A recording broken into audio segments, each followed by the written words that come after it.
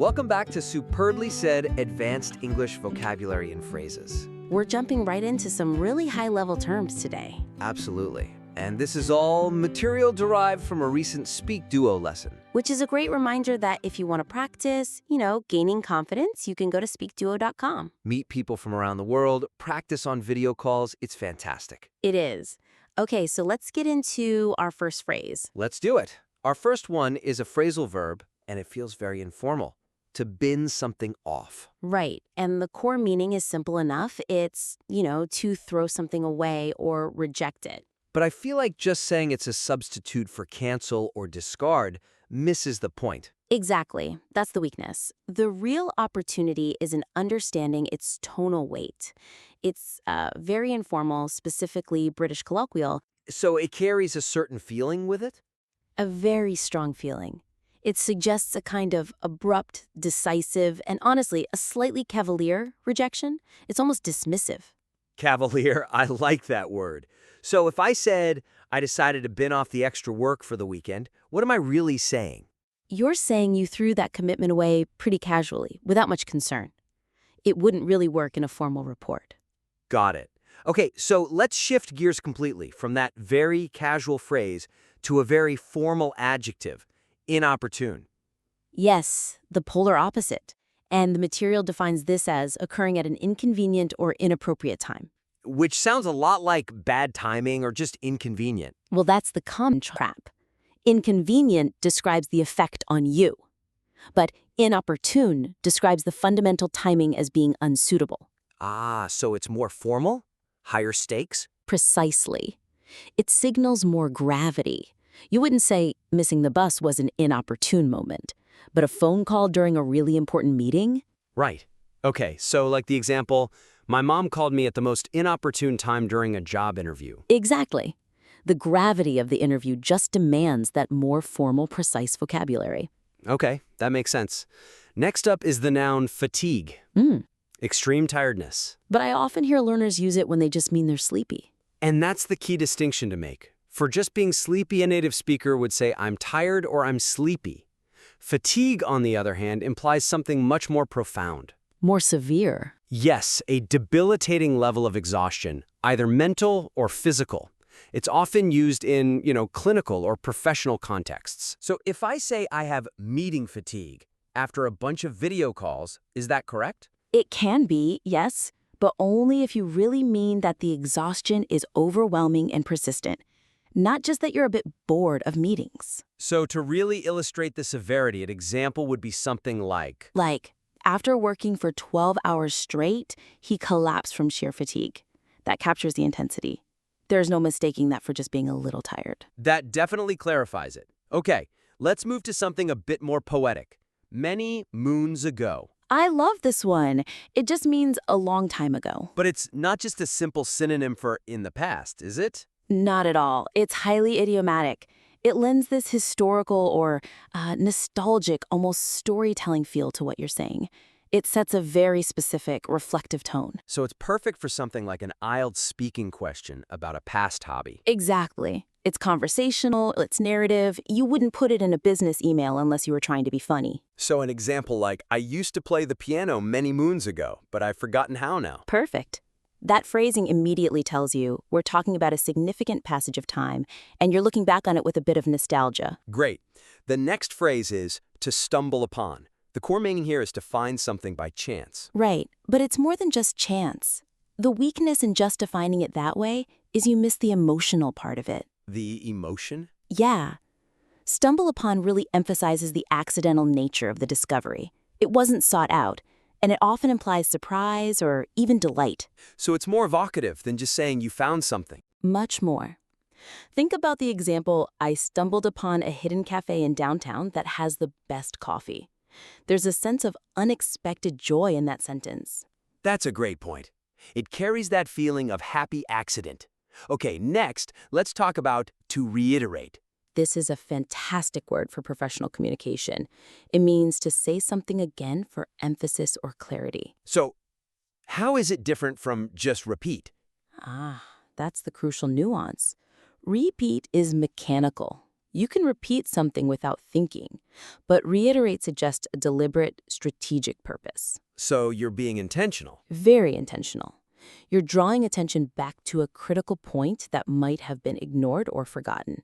It's a management tool, really. So saying something like, let me reiterate that safety is our #1 priority. Exactly. That's not just repeating it. That's a manager deliberately restating a non-negotiable point for emphasis. It carries weight. Understood. Let's move on to back-to-back. This means one after another without a break. Right. And again, if you just think of it as sequentially, you lose the energy of the phrase. The energy? Yeah. Back-to-back is vivid, it's conversational. It really highlights the lack of a pause and usually implies some kind of pressure or intensity. Like a packed schedule? Or binge watching a show. The example we have is perfect for conveying that stress. I had 3 meetings back-to-back, so I didn't even have time for lunch. You immediately feel how intense that day was. Exactly. It's that feeling of no reprieve. Okay, and our final phrase, born out of. This means something happened as a result of a specific situation. But again, it sounds more evocative than just saying resulted from. It is. Resulted from is neutral. Born out of gives a sense of origin, of genesis, of foundational history. So you use it when something, like a passion or a big idea, emerges from a core need or a really influential circumstance. Precisely. It implies that the circumstance was the essential ingredient for its creation. It tells an origin story. Like the example, his passion for cooking was born out of necessity when he lived alone. That's it. You understand immediately that the necessity wasn't just a factor, it was the seed from which the passion grew. It's a beautiful phrase. It really is. Okay, that wraps up our deep dive. Now we're going to test your recall with a quick quiz. And remember, the goal here isn't just the definition. It's about understanding the context, the tone we've been discussing. All right, listen carefully. Feel free to pause after we give the options if you need a moment to think. Let's do it. Question 1. I decided to bin off the extra work for the weekend. What does the speaker intend to do? Is it option A, delegate the work to a colleague immediately? Option B, reject or stop doing the work completely? Or option C, organize the work into a specific storage bin? Feel free to pause here if you need to think about the answer. The correct option is B, reject or stop doing the work completely. Right. To bin off something is to abandon it, and with that casual, slightly cavalier tone we talked about. Exactly. Okay, next question. Question 2. The phone rang at a highly inopportune moment. This means the call occurred. Option A, at an inconvenient or inappropriate time. Option B, with surprisingly infrequent regularity. Or option C, during a rare opportunity for connection. Go ahead and pause if you need a second. And the answer is A, at an inconvenient or inappropriate time.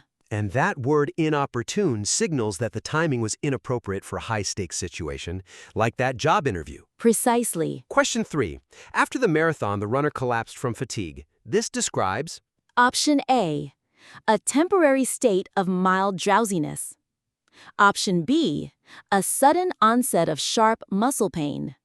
Or option C, extreme tiredness from physical exertion. Pause if you need to. The correct option is C, extreme tiredness from physical exertion. Because fatigue is that extreme, overwhelming exhaustion, way beyond just feeling tired. Yes, like working for 12 hours straight. That's fatigue. Question 4. I played the piano many moons ago, but I have forgotten how. This implies the event happened. Option A, during the late hours of the previous night. Option B, a very long time ago in the distant past. Or option C, sporadically over the last few months. Feel free to pause. The answer here is B, a very long time ago in the distant past. Because many moons ago gives us that nostalgic, storytelling feeling about a significant stretch of time. Exactly right. Question 5. While cleaning the attic, I managed to stumble upon an old diary. How was the diary found? Option A, it was encountered by chance or accident. Option B, it was searched for with great diligence. Or option C, it was tripped over due to being in the way. Pause here to think. And the correct option is A, It was encountered by chance or accident. Right. When you stumble upon something like that hidden cafe, it's always an unexpected and often delightful discovery. The key is that element of surprise. Question 6. Let me reiterate that safety is our priority. What is the speaker doing? Is it option A, contradicting a previous statement on safety? Option B, summarizing the safety points very briefly?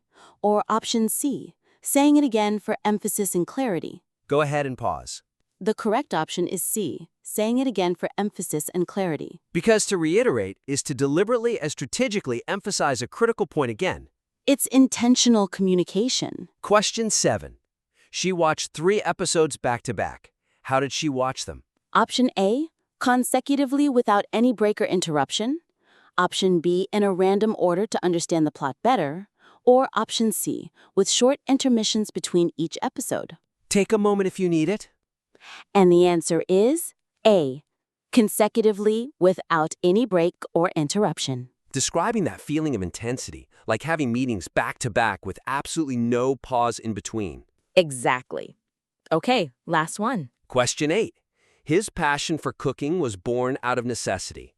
This means his passion. Option A, existed despite the difficult obstacles he faced. Option B, originated as a result of a specific situation. Or option C, failed to develop due to a lack of resources. Go ahead and pause for our final question. The correct option is B, originated as a result of a specific situation. Because that passion was born out of the necessity of living alone, highlighting that foundational cause, that origin story. Beautifully put. So, to recap, we covered 8 really powerful expressions today. The casual dismissal of been off, the formal gravity of inopportune, the sheer severity of fatigue. The nostalgia in many moons ago, the surprise of stumble upon, the strategic weight of reiterate, the intensity of back-to-back, and that sense of origin with born out of. The real key, as we've said, is moving beyond just the definitions and really mastering the context and the tone. That's what separates intermediate use from truly advanced fluency. It's all about achieving that clarity and precision in every conversation you have. Absolutely. And if you want to practice integrating these phrases into your active vocabulary, you should head over to SpeakDuo.com. And for maximum growth, check out SpeakDuo Pro. It offers unlimited sessions and AI feedback to help you refine that advanced nuance even faster. Keep challenging yourself, and we look forward to the next one.